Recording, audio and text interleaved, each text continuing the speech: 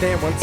Single parents hate your appearance. Did you struggle to find your place in this world? And the pain spawns all the anger. Hey guys, what is up? Andaull here today, bringing you guys another cartoon creepypasta. So in this cartoon creepypasta, we're going to be reading the story of Randolph the Reindeer. It's a Rudolph the Reindeer creepypasta. So with that said, if you guys are going to enjoy it, be sure to leave a like, hit that subscribe button, leave a comment in the comment section below. Also, the link to this story will be in the description below, and also so will my Twitter, my Instagram, and my Snapchat. So be sure to go follow me on all of those. So with that said, let's go ahead and get right into this. Remember those old Rankin and Bass films that would air on television during the holiday seasons? Well, it turns out that there is a lost film that was created by the two animators, and it is believed to predate the original Rudolph the Red-Nosed Reindeer film. The footage was said to have been discovered in an abandoned storage unit in Hollywood, which also contained rare stock footage and movie stills from the other well-known Rankin and Bass films. The Super 8 canister was labeled Reindeer, so it was automatically believed to be the original footage taken of Rudolph's famed movie. Knowing that this could be a major artifact in the world of Rankin and Bass, the person who first discovered it kept it for themselves, along with an old Super 8 projector. The individual, who I will keep anonymous for reasons I will explain later, viewed the footage while he took notes on every aspect. The following account is a combination of all noted details made about the film. The film begins with the opening title screen seen in the original Rudolph footage. The blizzard gusts etch out the names of those who were most noted for creating the film, including Rankin and Bass. But one detail that I have noticed, which is especially strange for a holiday film, is that there is no audio whatsoever. Not even the sound of the gales could be heard, let alone the holiday music which sets the mood. When the wind was near the moment of unveiling the title of the film, I already came to the conclusion that Rudolph the Red-Nosed Reindeer was about to appear. But as the wind blew away the snow, the title Randolph the Reindeer appeared. Instead of the trademark look of the title that we fans have all come to know, the title appeared in dull block-shaped letters. I then knew at this point that I was viewing an entirely different film, but I pressed on thinking that it was some sort of prototype version of the original Rudolph film, and that it was never finished.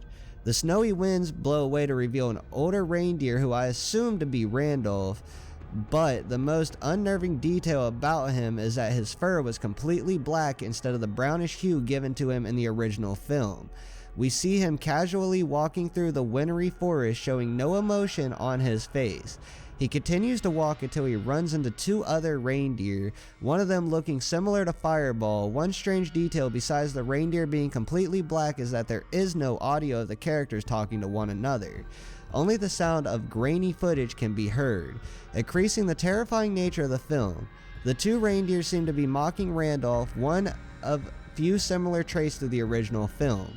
You can clearly see the two characters laughing at him, showing more hatred with every giggle. A zoom in of Randolph's face shows the pure anger he has towards the reindeer, his pupils red and bloodshot. The screen then changes to real, live footage of two reindeer brawling with each other, clashing their antlers together. At this point, I knew that this film was made by someone other than Rankin and Bass. This detail, along with the others, doesn't add up to being a joyful holiday film, but possibly a spin-off of the original Rudolph movie. The footage of the two reindeer fighting lasts for about a minute. The screen then flips back to the puppet sequence. The mangled body of the fireball-like reindeer is shown full-blown, causing me to gasp in both terror and shock. He laid there on the blood-stained snow, his entrails lying beside him. The image stayed this way for about a minute until it changed to the next scene. It was then that I came to the shocking conclusion that Randolph had viciously mauled the one reindeer while the second one fled away in terror. The next scene shows Santa's castle, which was done in black and gray colors instead of the well-known pinkish shades. The screen then fades out to Santa and Mrs. Claus in the dining room area. Both were wearing black, colored versions of their original outfits. Santa's being the trouser and suspenders, and Mrs. Claus with her dress and apron. At this point, audio returns to the footage and we hear the two arguing about Christmas-related problems. Mrs. Claus spoke with an irritable tone as if she were angry with Santa about something. Santa's response came out in a depressed manner, dragging out some words in a gloomy fashion. The audio is once again lost and the quality of the footage goes from mediocre to absolute crap. The scene stays on Santa and Mrs. Claus, but the two puppets are not animated into the footage.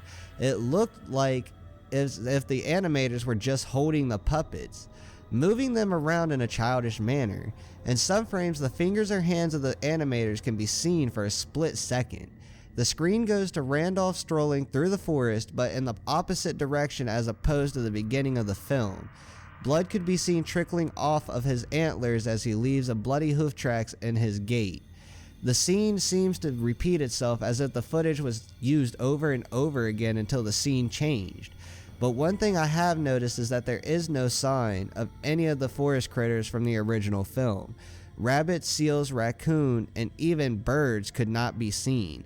It was until a few seconds into the sequence when I noticed what is lying in the snow as Randolph continues walking. As he walks by, the carcasses of birds, rabbits, and raccoons lie in the snow beside him. The most disturbing detail about this is that the bodies appear to have been eaten by something other than an animal. Randolph continues to walk, not stopping even once to notice the bodies beside him, but before the scene changes, I notice something lying next to the last body on the screen. I rewound the footage and nearly vomited. Lying next to the carcass of the rabbit was a knife and fork, both covered in crimson red blood. The screen fades out to the elf workshop filled with busy elves building toys. A faint bell can be heard and the elves begin to exit the room. We see Hermie about to stand up but is immediately assaulted by the head elf. He begins screaming at Hermie, but the audio is gone, so all you can make out is the two characters' mouth words. One strange aspect about the head elf is that he looks more primitive with a shaggy beard and tattered clothes. Hermie sported worn out clothing as well, and both characters seem to have large scars on their cheeks and hands. At first I was confused about this detail, thinking that they were errors on the sculpture of their faces, but then I came to the conclusion that sent shivers down my spine. Santa has forced the elves to work non-stop on the toys and any disobedient elves were whipped. The head elf finished his conversation with Hermie and walks out of the workshop. Hermie is now alone, a single light shining above his head for a few seconds.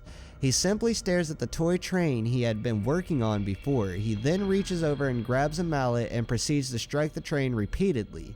The screen stays on Hermie as he emotionlessly smashes the train.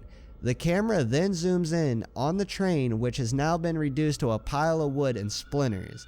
Then the scene fades out.